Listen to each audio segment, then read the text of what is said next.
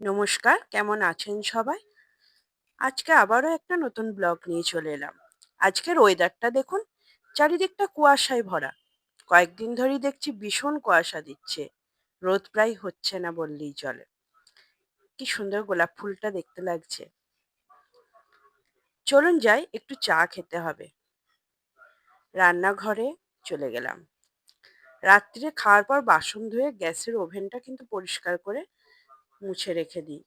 কি বলুন তো, সকাল থেকে তো ভীষণ তাড়া থাকে, তাই একটু এই কাজগুলো করা থাকলে সকালে উঠে চা খেয়ে রান্নার কাজে লাগতে পারি। চাটা খাওয়া হয়ে গেছে। এবার চাল ধুয়ে নিলাম। কি বলুন তো, ভাত বসিয়ে দিয়ে অনেক কাজ করা যায়। যেমন ভাতটা বসিয়ে দিয়ে আমি সব কাটাকাটিগুলো করে নিই। সবজি, আজ তো শনিবার, তাই আমাদের নিরামিষ। তাই আজকে একটু আলু পোস্ত করব, আর তার জন্য আলু কেটে নিয়েছি। আমার বরের ভীষণ পছন্দ আলু পোস্ত, জানেন তো।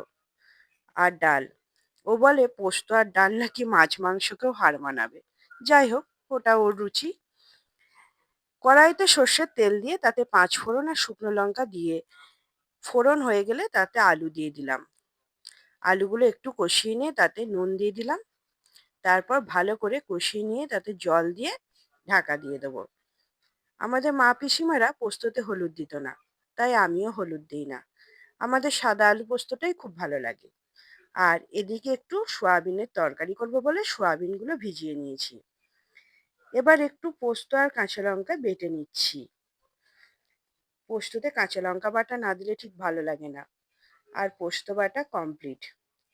এবার কড়াইয়ের ঢাকা খুলে দেখলাম আলুগুলো সেদ্ধ হয়ে গেছে। এবার পোস্ত বাটা দিয়ে ভালো করে নাড়াচাড়া করে নিয়ে তাতে একটু সর্ষের তেল দিয়ে ফুটিয়ে নিয়ে নামিয়ে নিলাম। আমার আলু পোস্ত রেডি।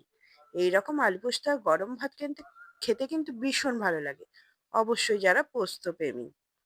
এরপর আমার মা যেমন করে সয়াবিনের কষা করতো, সেই রকম ভাবে আজকে সয়াবিনটা রান্না করব। প্রথমে সয়াবিনটা একটু গরম জলে ভাপিয়ে নেব। এরপর আলুগুলো একটু সেদ্ধ করে নেব, 2 থেকে 3টে সিটি মেরে নেব। আর অন্যদিকে মুগের ডাল করব বলে একটু ডালটাকে ভেজে নিচ্ছিলাম। আর একটু টমেটোর চাটনি বসিয়ে দিয়েছিলাম। কি বলুন তো, নিরামিষ দিনে একটু চাটনি বেশ ভালোই লাগে শেষ পাতে। আর একটু কিশমিশও দিয়েছিলাম। আর এদিকে বেগুন ভাজা করব বলে বেগুনের মধ্যে নুন আর হলুদ মাখিয়ে নিয়েছি। আর ফ্রাইং প্যানে একটু তেল দিয়ে বেগুন ভাজা বসিয়ে দিলাম। এরপর সয়াবিনের কষাটা রান্না করব। প্রথমে তেল দিয়ে সয়াবিনটা একটু ভেজে নেব। তারপর কড়াইতে তেল দিয়ে তাতে জিরে আর শুকনো লঙ্কা ফোড়ন দিয়ে ফোড়ন হয়ে গেলে তাতে টমেটো দিয়ে দেবো। আর টমেটোর মধ্যে নুন দিয়ে টমেটো একটু নরম হয়ে গেলে দিয়ে দেবো আদা বাটা। আর এখানে সমস্ত রকমের মশলা বাটিতে নিয়ে নিয়েছি, যেমন জিরে গুঁড়ো, ধনে গুঁড়ো, হলুদ গুঁড়ো, লঙ্কা গুঁড়ো দিয়ে জল দিয়ে একটা পেস্ট তৈরি করে নিলাম।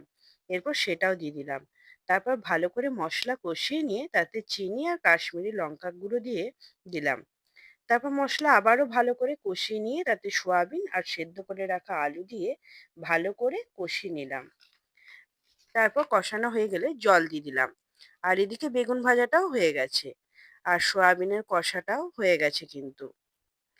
শেষে গরম মশলা গুঁড়ো আর ঘি দিয়ে নামিয়ে নিলাম। কি দারুণ দেখতে হয়েছে, তাই না? আর খেতেও কিন্তু বেশ সুন্দর হয়েছিল। এদিকে ডালটাও হয়ে গেছে, গাজর দিয়ে মুগের ডাল বেশ ভালোই লাগে। কিন্তু বরের একেবারে পছন্দ নয়। আর এদিকে বর বাজার করে এনেছিল, সেগুলো একটু গুছিয়ে রাখবো। আসলে শীতকাল বলে এখন কিছু কিছু সবজি বাইরেই রাখছি। চলুন দেখিয়ে দিই তাহলে আজকে কি কি রান্না করলাম। ভাত, ডাল, বেগুন ভাজা, আলু পোস্ত, সোয়াবিনের কষা আর টমেটোর চাটনি। এই হলো আজকে রান্না বান্না। তারপর চলে এলাম একটু টিফিন করতে। একটু মুড়ি খাচ্ছিলাম আর কি। আমি মুড়ি খেতে কিন্তু ভীষণ ভালোবাসি।